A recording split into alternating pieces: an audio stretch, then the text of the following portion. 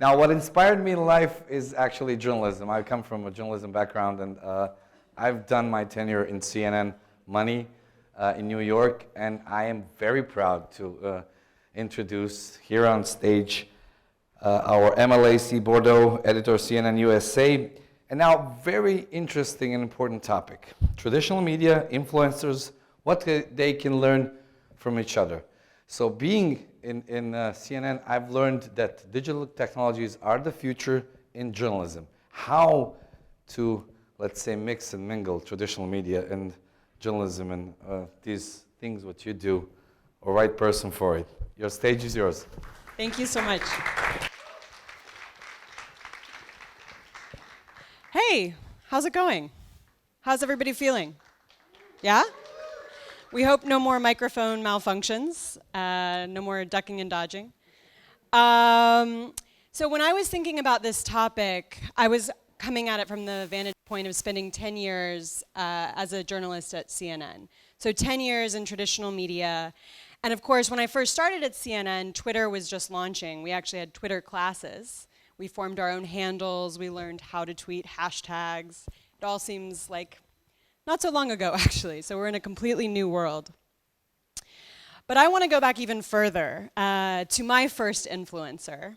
That's me when I was a kid. Obviously, amazing glasses. And I had a somewhat unusual upbringing in the United States. How many Americans do you know who didn't have a TV growing up? How many people here had a TV growing up? Okay, so like a lot of people had, so I didn't have a TV. My parents were actually really concerned about the influence that broadcast media might have on their young daughter. We actually listened to records. I was born in 1985. We listened to records at my house.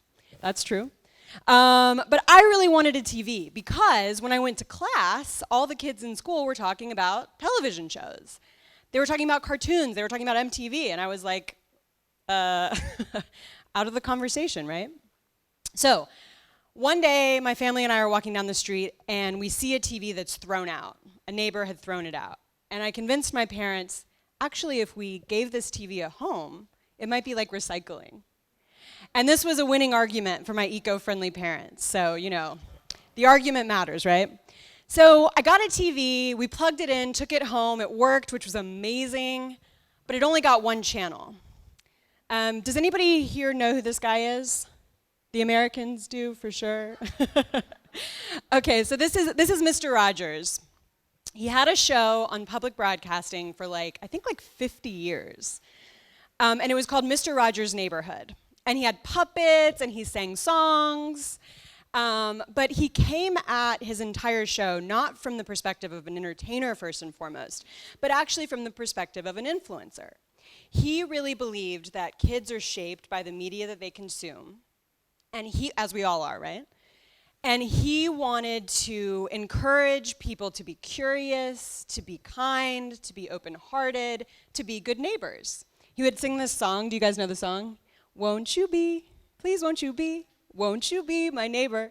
And it was that was his influence, that he wanted people to be good neighbors. And I think this is important now because obviously we don't live in Mr. Rogers' neighborhood. We live in a very different world, but I think it's really important for all of us to consider what kind of stories we're telling every day, what kind of stories we're telling in individual tweets, and what the totality of our message really is. And really thinking about the world that we want to live in and whether or not what we're doing as individuals and collectively is going towards that or taking us further away. So I was thinking about frenemies because, as we all know, we only have limited attention. Thank you all for spending some of it here. That's amazing. And we all want to eat and pay our rent. And if you're in the business of storytelling, that means that we're all competing with each other. Because advertisers go where attention is, right? Without advertisers, a lot of us are not keeping the lights on. So this is our current world where we're in competition some of the time, but we really also need to be in communication. We need to be learning from each other, what works, what doesn't, where we've made mistakes. And one of these big key issues is this issue of trust, which the ambassador touched upon earlier, and I was really glad she did. Trust is critical, and once trust is gone, it's really hard to get back. So there's lots of talk in journalistic circles about the crisis of trust within journalism. We talk about it a lot. But actually, this survey done by Edelman, which is a US communications firm, they polled tens of thousands of people around the world, they found that actually people have less trust in social media than traditional, which is really interesting. Now, I mean, we can debate, maybe there's other studies that show something different, but I think it's critical for all of us to think about, are we contributing to more trust, or is something that we're doing eroding it? So I was thinking about what influencers do really well, and something that I wish I could get traditional media to do more of. And so I illustrated this with, of course, emojis. The first one is influencers are amazing at having unique voice. And that's really because influencers and social media publishers are thinking about what they're doing from the reverse of what traditional media does. So traditional media says, this is our audience, like CNN tells stories about the world to the world. And so we want to appeal to a very broad audience, which means that sometimes the stories that we tell really don't have much voice. And then people maybe get bored or they don't connect. But the thing that's great about influencers, you guys all have voices and they're distinctive. You start with the voice and then the audience comes. Along with that is humor. Giga is one of the funniest people I know, and I'm so jealous. I wish we could better incorporate humor in a lot of what we do as journalists. Because humor, memes, these are the ways that people are communicating. These are the way we're getting through barriers and asking people to pay attention to us. It's fun to laugh, right? So humor is something that social media publishers, you guys are winning on this. This is something traditional media needs to catch up with. The other thing is the backstory. So if you've been following along on the hashtag of this conference, like you've seen, the backstory of how people got here. You've seen the flights and the mornings and the beaches and this kind of stuff, right? And I think one of the things that really builds trust is people want to know. They want to know the story, but they also want to know how you did it. That's certainly true for journalists. Like sometimes a story might be amazing, but nobody knows how the story came to be. And that transparency is actually really helpful. It creates a human connection. Questions are answered and people have access in, right? So here's a few examples of people that I think do these things pretty well. Celeste Barber, she has 5 million Instagram followers. And she's almost like version, 5.0 maybe on Instagram. So what she's doing is she's playing with this visual language of Instagram, and she's saying, okay, this is what's really popular. She's a comedian, so she's kind of doing these riffs on it. So it's like voice, it's humor, and it fits with her brand. She's a comedian, right? So it's like this all works together. This is Annie Rose Ramos. She's a colleague and friend. She works at NBC. And this is an example of backstory that I think is really important. So Annie Rose was down covering migration on the US-Mexico border. Obviously, migration is a big story in all of our countries at the moment. But not every story that journalists hear gets on the news. Not everything that you all experience makes it into a post, right? So what Annie Rose did is there was a young child who died in US custody. And Annie Rose was working on that story. But what she did was on Instagram, she posted all the other kids whose stories she had reported on and witnessed, but who didn't make the evening news. And I think that's really important because it shows you that just because you saw one story, journalists and others among us, we are basing our stories on a whole pool of knowledge that might be invisible.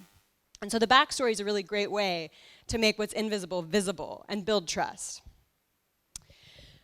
So lessons from traditional media. These are not as fun. There's no unicorn emojis in this one. The first one, set some ground rules. Decide what's important to you and what you're trying to do, what money you might accept, what advertisers you might work with, what advertisers you wouldn't work with, who you want to partner with. Just think about it in advance, because sometimes an offer might come up that's too good to pass up, but it might actually be counter to your bigger mission. These two go together. Check everything before you post and have an editor. We're all in Montenegro. It's my first time in Montenegro. It's been amazing. I love it here. But there's a lot about this place that I don't understand. And I want to make sure that when I post something, I'm not getting it wrong or I'm not saying something that's inadvertently offensive.